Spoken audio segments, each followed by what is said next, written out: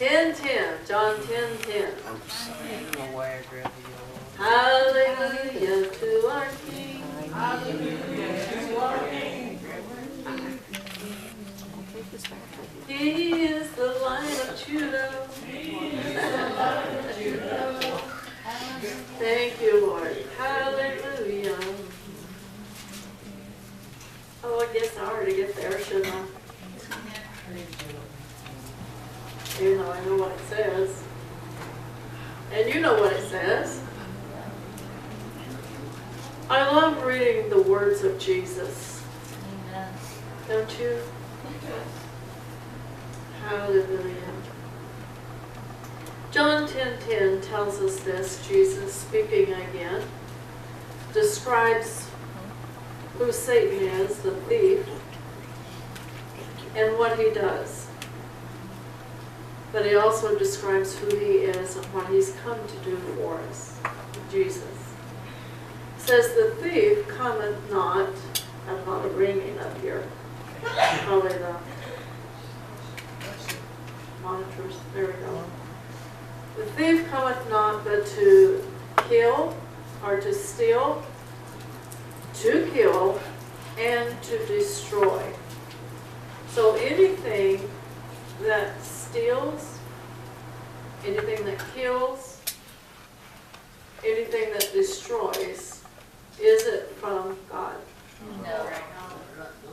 So if something in your life is going on, and it's stealing from you, something in your life that is trying to kill or destroy, who is it coming from? Yeah. Satan. And what are we supposed to do about it? resisting. That's what we've been talking about, is casting down. And how many have been violent? I know it's been a couple of weeks because last week we didn't go over that. But how many has been violently throwing down thoughts? No, thank you. Violently. Remember I said it's not something that you casually do. It's something that you violently throw those thoughts, those imaginations down. You remember that? A couple of weeks ago? Why do we violently do that? Because they're trying to what? Steal? Anything that God has given to you in your life, and that should be everything, because we just read over in 2 Peter that He's given to us everything that pertains to what? Life and godliness. So this is where thoughts or imaginations are going to come against anything that God has given to that pertains to life and godliness. That's just about everything. Covers it all. So when those thoughts and when those imaginations are coming into our minds and they're trying to steal what God has given, if they're trying to kill what God has given, if they're trying to destroy what God has given to you, what are you supposed to do with those thoughts? Violently. Get violent against them. It's not wrong to get violent against your enemy. That's not wrong. We're not talking about flesh and blood. We're talking about your spiritual enemy that comes against you in your mind. We are to get violent with him through our own strength. No. Through the power and the authority that Jesus gave to us over him. understand that's the only thing he understands is violence? Do you understand that? Yes. Because that's exactly how he rose up against God. He was violent.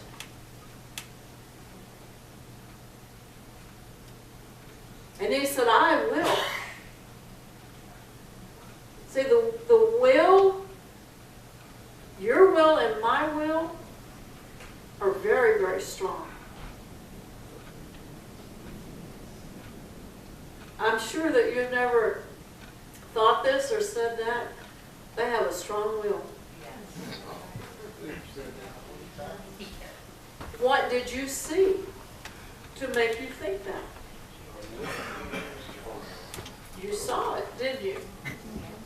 Well, magnify that. I don't know how many times, but I would say magnify that thousands of times, and that's how Satan rose up against God.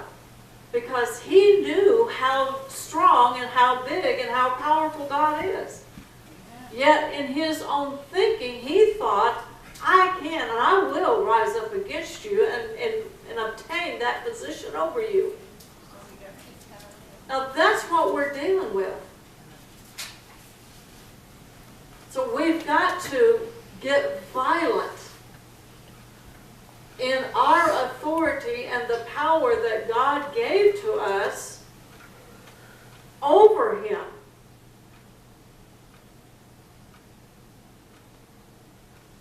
As I've said many times, in your own strength, in my own strength, we're no match for the enemy. Yet we pacify and we let him run over us and steal from us, and to kill and to destroy from us what God has given to us, what God has provided. Everything. So it goes on to say,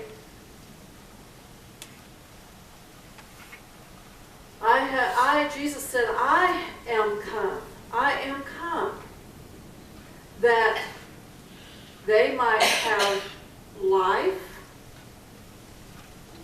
and that they might have it, how much? See, that's what the enemy is trying to steal, kill, and destroy.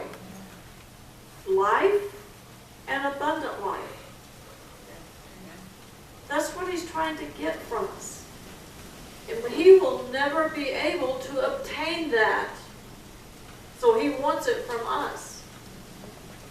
He wants to take what God has given to us.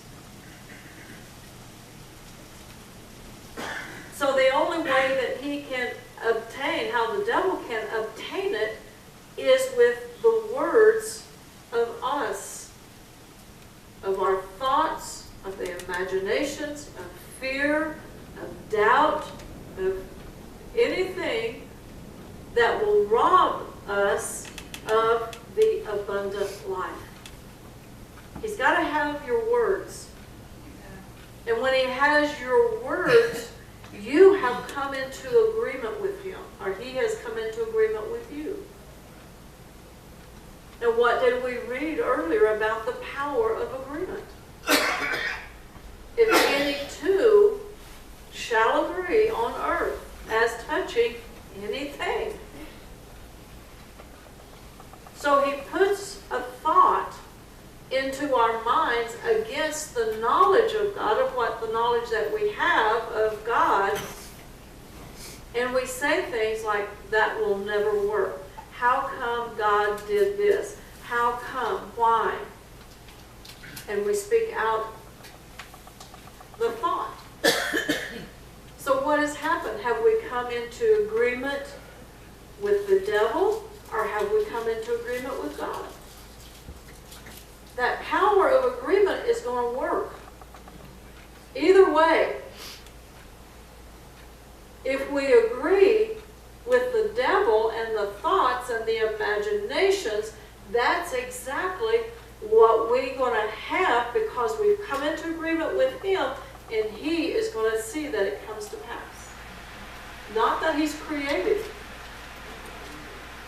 but it's just the power that we have given to him through our words. See, let's go to Matthew, the 6th chapter.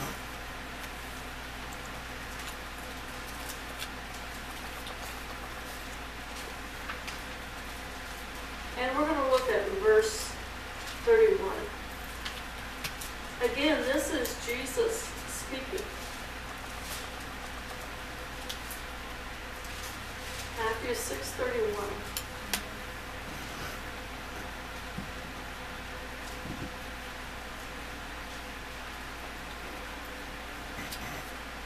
And we know Jesus was teaching here about worry, about doubt, unbelief, about what we're going to eat, what we're going to wear, what we're going to do, where we're going to live. And those are things that the enemy puts in our thoughts.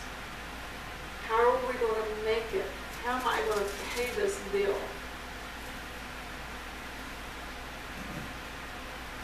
How am I going to make my house payment? How am I going to make my car payment? How am I going to just doubt and worry? So that's what he puts in our minds. So the only way he can get that to happen, to come to pass, is the power of your agreement with him by speaking it out. So Jesus said this, therefore, or because of what I've just said in the previous scriptures, take no thought. What's in your mind? Thoughts, imaginations. Take no thought doing what? Now, see, we've all done that. We're not casting stones this morning. We're learning. We're gaining knowledge. We're obtaining. We're acquiring how to put a stop to the enemy. From what? Stealing, killing, and destroying what? The precious promises of God. Do you understand that? This is what we're gaining knowledge on right here. It's very simple. How many times have we read this? How many times have we said this? How many times have we quoted this? But it's like singing. We don't just quote it from here up. It comes from here out. This is how you obtain. This is how you acquire. So, Jesus said, take no thought. How do you take it? Say it. Why? Because there's power in your words. There's power in your confession. Again, when we get born again, we've got to make a confession of faith. What is that confession of faith? That confession of faith, I believe that Jesus died for me and that he rose again. And by his blood, I will be cleansed. That's a confession of faith. I am believing what Jesus did for me will save me. I have to confess that. I have to say that. I have to speak those words. Why? Because I'm making a confession of my faith. That's what I'm believing. In my heart. Not in my head. In my heart. Alright? So I have to say that so that I come into agreement with what God says, that if thou shalt confess. You see that little word if? That's conditioned upon what do I say. And do I confess Jesus Christ as my Lord and Savior? I'm making a confession of faith. So it's important that I say, I confess, Jesus is Lord. It's important that I say that, not just that one time to get born again, but I say it all the time. How many times does Brother Copeland's ministry say, and Jesus is Lord? Amen. What are they confessing? Jesus is Lord. They're not making a confession unto, they are making a confession of. So we say, Jesus here said, take no thought, saying. What kind of thought? Doubt and unbelief. Because that's what he was talking about. Take no thought, saying. So when a thought or imagination, a picture, rises up against the knowledge of God, don't take it. By what? Say it.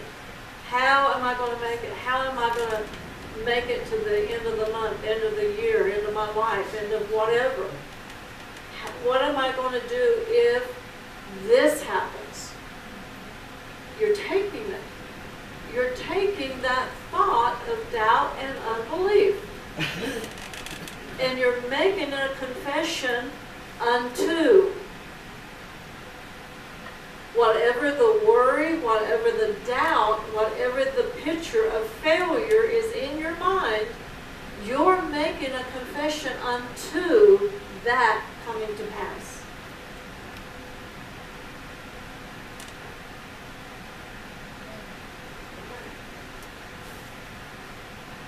So he said, take no thought saying, what shall we eat? What shall we drink? Or wherewithal shall we be clothed? For after all these things do the Gentiles, who would that be? Unbelievers he's referring to. Yes, we were Gentiles because we're not born Jews. But he's referring to unbelievers. For after these things do the Gentiles, what do? Seek. They're not looking to him as their source. They're not looking to God as their source.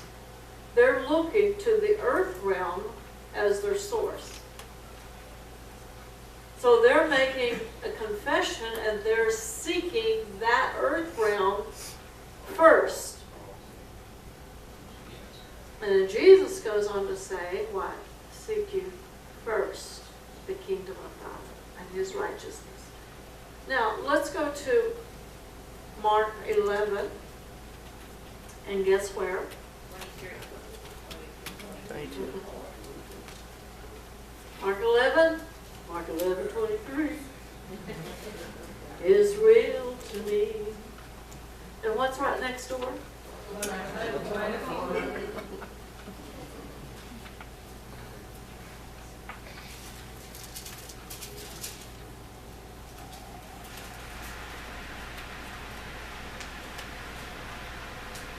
Now we're talking about the thief coming to steal, kill, and destroy. But Jesus said, I came to give you life and life more abundantly. Satan wants to use our thoughts and our imaginations because this is the way that God created us.